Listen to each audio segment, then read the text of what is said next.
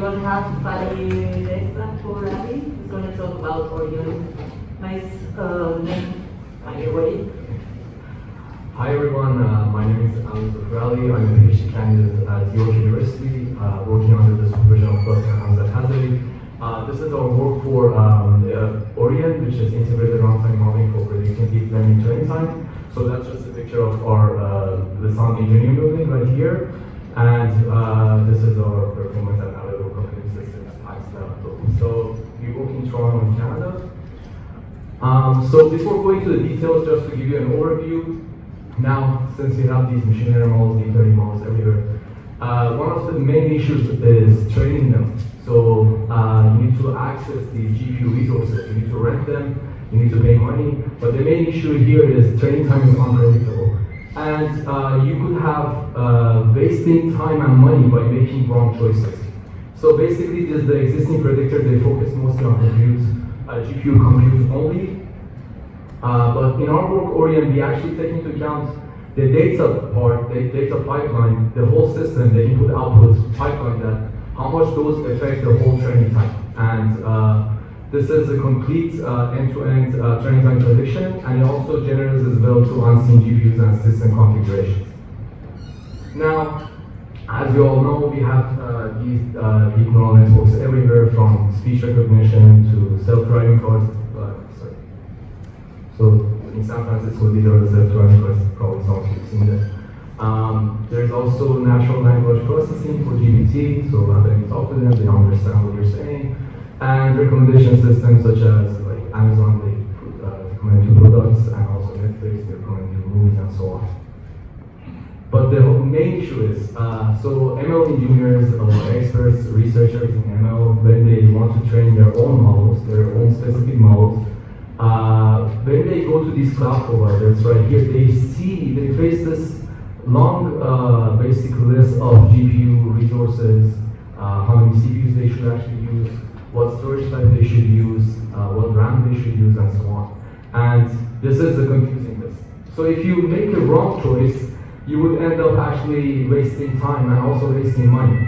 Now, sometimes you might think that, okay, why don't I just pick the most expensive GPU? Well, sometimes you don't need to. You can actually get the same performance with a lower end GPU, depending on your ML model, like how complex it is, and so on. So it's not always the best option to go with the most expensive one. You would actually waste money by actually choosing those. So that's the problem we actually solved, not solved, but like somehow made it better compared to the previous ones.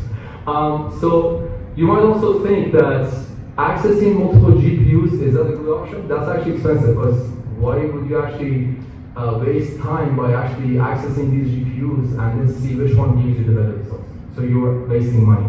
And also, training full models could actually take hours to days. This is basically a reputation. There's also something called floating point operations, as we've covered probably in the Kings as well. Why could we just not use these theoretical floating point operations? Well, that's again that ignores this runtime behaviors and also the system effects of the CPU and input-output pipeline. Also, there is benchmarks, but the main issue with these benchmarks is they're limited to specific hardwares, to specific GPUs, to specific models, and so on. Okay. Now, the key idea behind ORION is we take into account both GPU, CPU, and storage for actually making these predictions. So we say, okay, this is the forward and backward computation.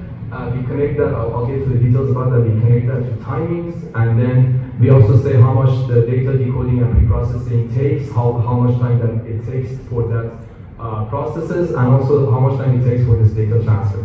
So basically, we take both of these components, the compute and data pipeline, and then we model them to predict this training time before execution. This is the key point here before execution, which means we don't need to actually train the model. We can actually use those predictions before you train the model on your specific GPU.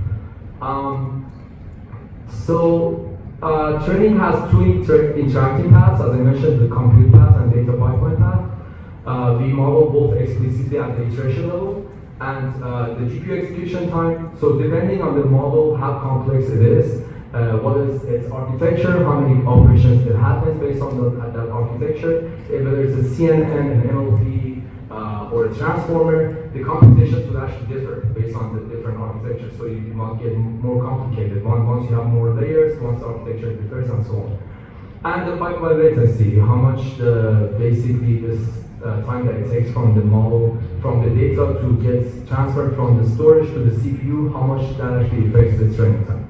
Now, how does ORION work? So this is just a system overview of our work. We have these inputs, which I'll get into details about what are the inputs of ORION, and what is the compute path modeling, the data pipeline modeling, and how we get the prediction at the end by using the maximum between these two, I would say, predictions. Now, the inputs of our model, or what do we give to ORION, is we have this model architecture, whether it's a CNN, it's a transformer, the batch size, which actually is really important because you couldn't just feed in the whole data set to your GPU. So, of course, that's also a key point that we have to put into our input of our system. Precision of floating points 32 or 16 bits, so that also differs, that also affects the training time, and the optimizer type, if it's an SGD, added value, and so on. So we have all of that as part of the input that we can give to ORION. And also, what is the hardware configuration, whether it's at 800 or T4, of course, these two are significantly different with each other because one of them is an 80 gigabytes GPU compared to a 16 gigabyte GPU. Now, you could have GPUs with the same memory sizes, as you guys know, but the core number of cores with these GPUs could also be different. That's also one of the things that we can also give to ORION.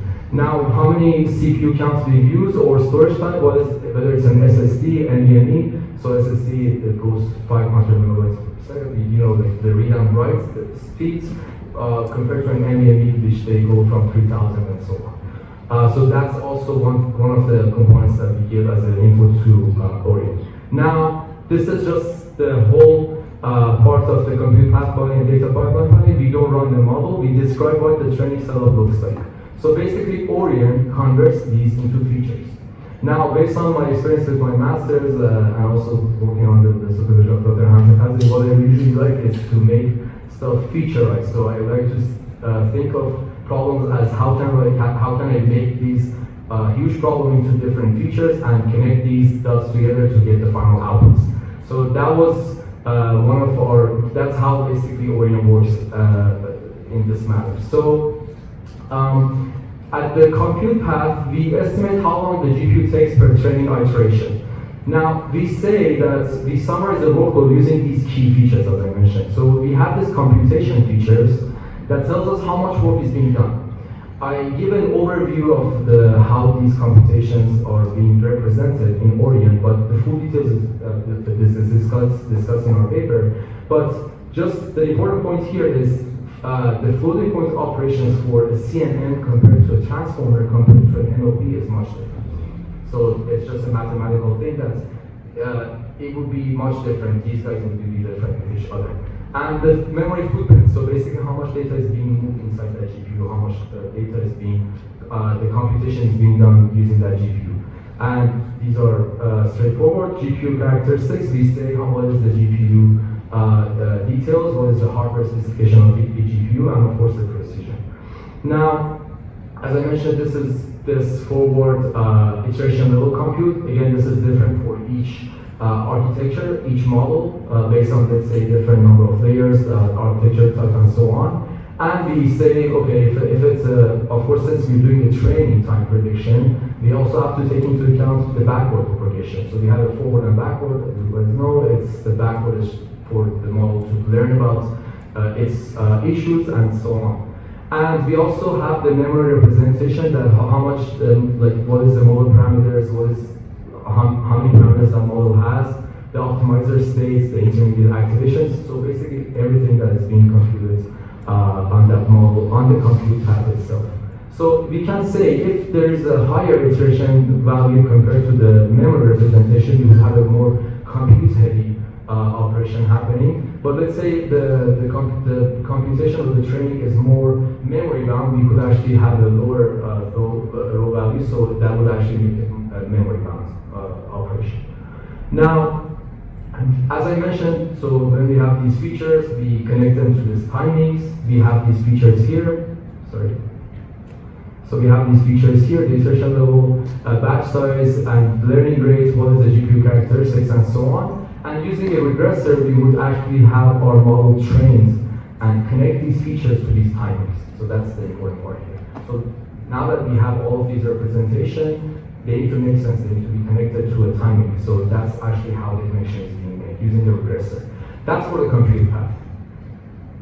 For the data pipeline path, we have it as the time that it takes to load the data from storage, the time it takes, so once we have the raw data, it needs to be decoded for sure, and then pre-processed.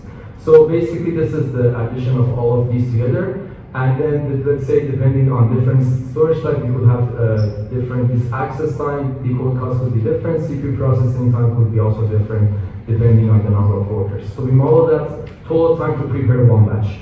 So what do I mean is, before the data goes to the GPU, it needs to be prepared, it needs to be decoded, and it needs to be pre-processed. Okay? So let's say we have the text data set, it needs to be tokenized. So in order for the model to understand it, to do these processes on it. Now, there's also a bottleneck of the data pipeline. Is it always better to have more CPU workers? At first, you could have much more basically benefits, but after some time, you will have smaller gains because there will be synchronization issues with the CPU workers. So there will be an overhead of this. But the storage type, of course, the storage speed, it would be different for an SSD and an NVMe compared to an HDD, a hard disk drive. So you will have, if you have a slower storage, GPU needs to wait for the data. These are basically the components that hasn't been taken into account. Sorry, I was talking this way. I'll try to move around.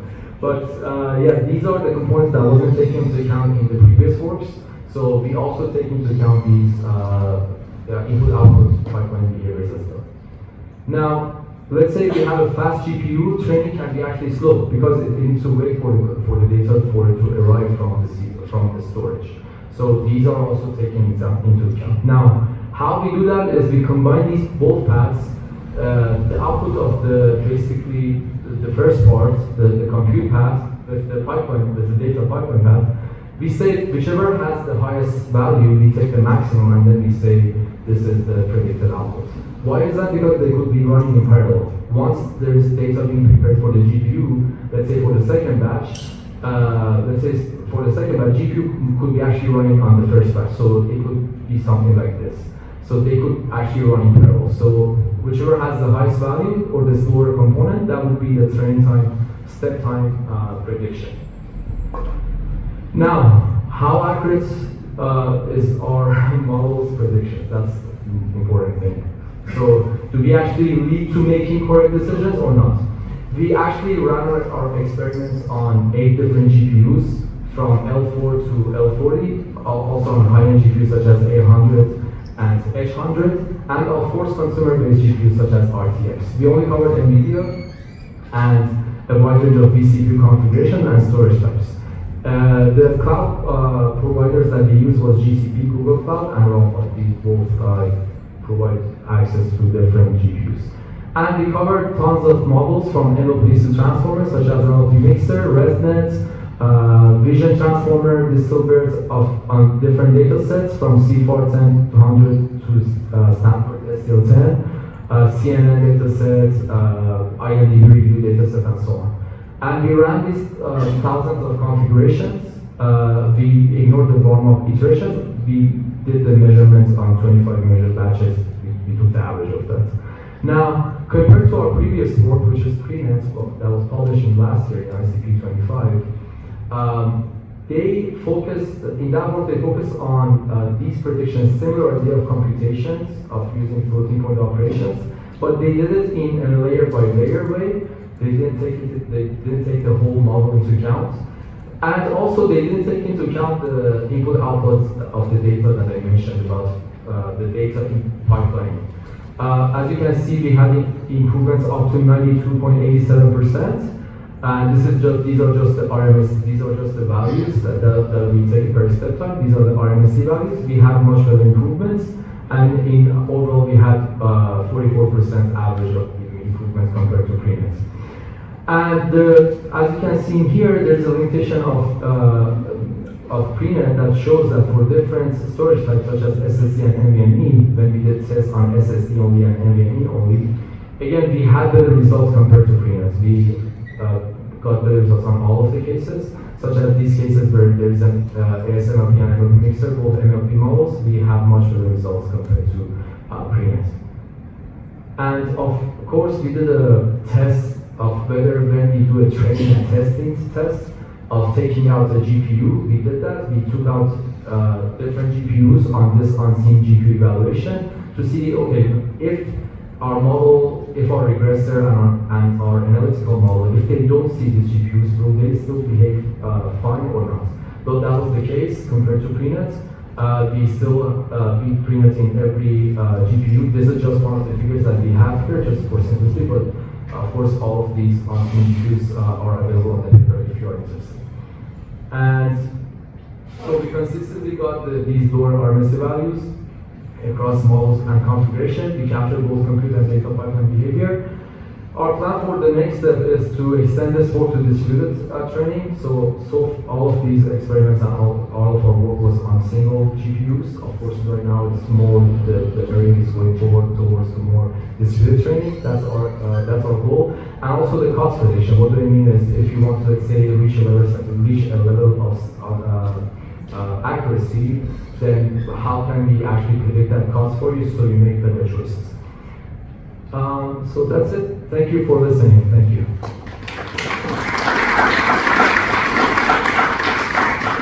Thank you very much. We have time for quick questions. No? Okay, I'll have a question. Can we go back to the comparison with the previous work? Okay, the previous one. Okay. I know, like you said, with ORION, you have always improved, but when I was looking at the numbers, I realized that some numbers have improved a lot, like the first one, but others have improved just a little. So have you studied why? Yeah, that's a good question actually. So for example, in here, in ASMLP and MLP mixer, you can see the error was up to 72 milliseconds compared to ORION.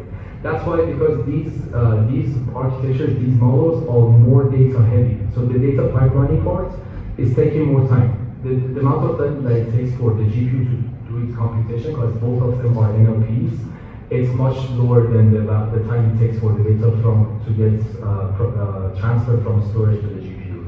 That's why in these two, we actually got much better results. Compared to, let's say, in this Silbert, you can see there's not much difference, because the Silbert is more GPU heavy, compute heavy.